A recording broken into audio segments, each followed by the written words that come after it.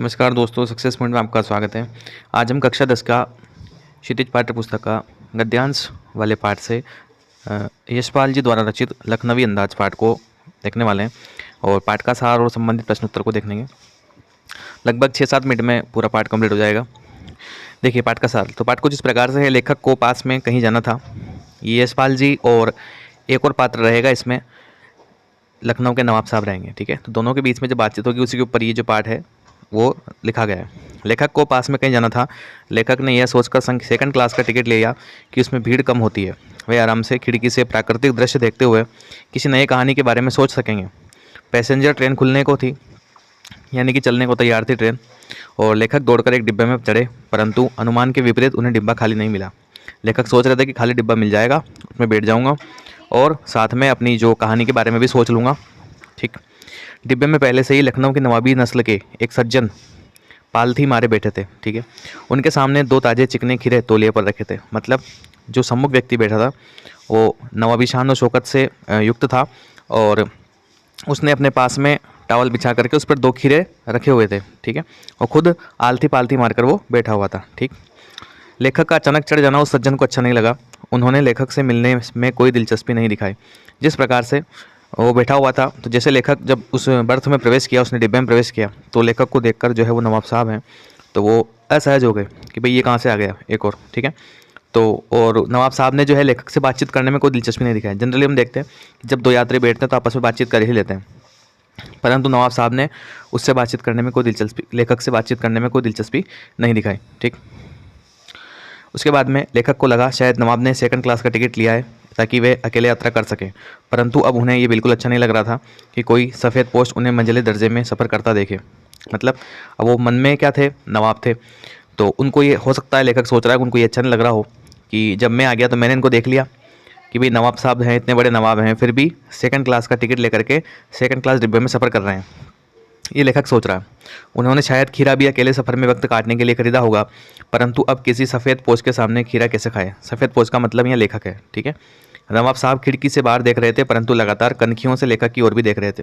कनखियों से देखने का मतलब देख तो खिड़की से बाहर रहे थे, परंतु अपनी नज़रों को मोड़ करके थोड़ा थोड़ा लेखक को भी वो देख रहे थे। ठीक है, अचानक ही नवाब साहब ने लेखक को संबोधित करते हुए खीरे का लुत्फ उठाने को कहा। नवाब साहब ने क्या कहा कि भाई खीरा खाइए आप। लेखक को खीरा खाने के लिए उन्होंने बोला, परंतु लेखक ने शुक्रिया करते हुए मना कर दिया। नवाब ने बहुत ढंग से खीरे को धोकर छीले, काटा और उसमें जीरा नमक मिर्च बुरकर तौलिए पर सजाते हुए पुनः लेखक से खाने को कहा, किंतु वो एक बार मना कर चुके थे, इसलिए आत्मसम्मान बनाए रखने के लिए दूसरी बार पेट खराब होने का बहाना बनाया। उन्होंने कहा कि मेरा पेट खराब है इसलिए मैं नहीं खाऊंगा, अब इसको आप खा लीजिए।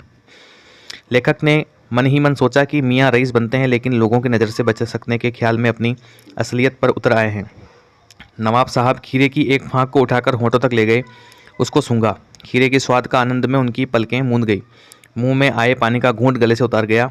तब नवाब साहब ने फाँक को खिड़की से बाहर छोड़ दिया।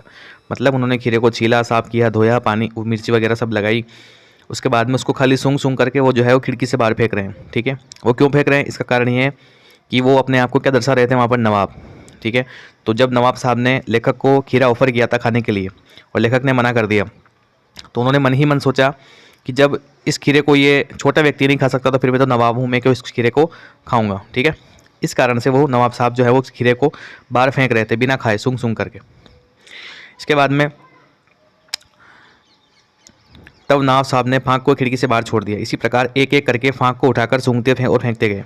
सारे फाँकों को फेंकने के बाद उन्होंने तौलिए से हाथ और होठों को पोंछा, फिर गर्व से लेखक की ओर देखा और इस नायाब इस्तेमाल से थक कर लेट गए। लेखक ने सोचा कि खीरा इस्तेमाल करने से क्या पेट भर सकता है। तभी नवाब साहब ने डकार ले ली और बोले, खीरा होता है लजीज पर पेट पर बोझ डाल देता है। ठीक है, डकार भी आ गए उनको बिना खाए ही। ठीक है, यह सुनकर लेखक ने सोचा कि जब खीरे के गंध से पेट भर जाने की डकार आ जाती है तो बिना विचारे घटना और पात्रों की इच्छा मात्र से कहानी नहीं बन सकती क्या। तो यहाँ से लेखक जी ये सोच रहे हैं कि जब खीरे को बिना खाए ही नवाब साहब को डकार आ सकती है, तो फिर मैं भी एक लेखक हूँ, तो मैं बिना पात्र, बिना विचार, बिना कहानी के भी एक कहानी लिख सकता हूँ।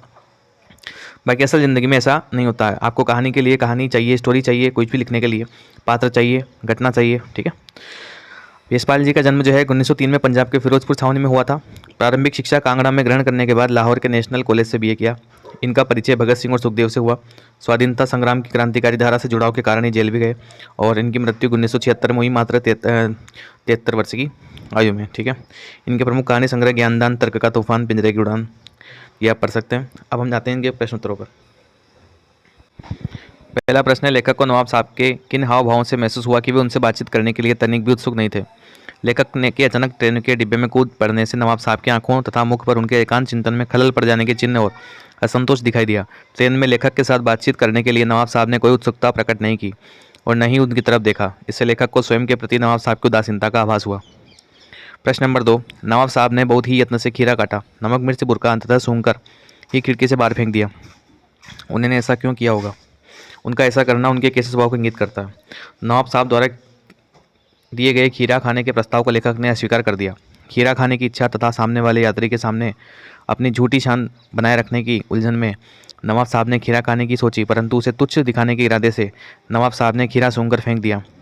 नवाब साहब के इस कार्य से ऐसा प्रतीत होता है कि वे दिखावे की ज़िंदगी जीते हैं और अपनी रईसी सिद्ध करने के लिए कुछ भी कर सकते हैं, क्योंकि उन्होंने सोचा कि यह व्यक्ति जब बोल रहा है कि खीरा खाने से मेरा पेट खराब हो जाएगा, तो फिर तो मैं तो क्या हूँ, मैं तो नवाब हूँ, मैं तो इनसे भी ज़्यादा कोमल हूँ, इसलिए मेरा तो पेट जरूर ही खराब हो जाएगा। इसलिए अपनी झूठी शान शौकत दिखाने के लिए वो जो है खीरे को काट काट कर मिर्च लगाकर सूंघ सूंघ कर क्या कर रहे थे, खिड़की से बाहर फेंक रहे थे। प्रश्न नंबर 3, बिना विचार, घटना और पात्रों की भी क्या कहानी लिखी जा सकती है? यशपाल के इस विचार से आप कहाँ तक सहमत हैं? हम लेखक यशपाल के विचारों से पूरी तरह सहमत हैं। किसी भी कहानी की रचना उसके आवश्यक तत्वों, कथा वस्तु, घटना, पात्र आदि के बिना संभव नहीं होती है। घटना तथा कथा वस्तु कहानी को आगे बढ़ाते हैं, पात्रों द्वारा संवाद कहे जाते हैं। कहानी में कोई न कोई विचार, बात या उद्देश्य भी अवश्य होना चाहिए। ये कहानी का आश्वस्त आवश्यक तत्व है। तो बिना विचार, घटना और पात्रों की कहानी बिल्कुल भी नहीं लिखी जा सकती है। प्रश्न नंबर 4, आप इस निबंध को और क्या नाम देना चाहेंगे?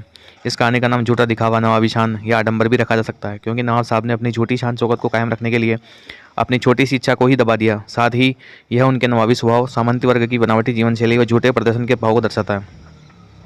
इस प्रकार से रचनाभिव्यक्ति क्वेश्चन आ जाते हैं। तो मूल क्वेश्चन इसमें 4 ही हैं।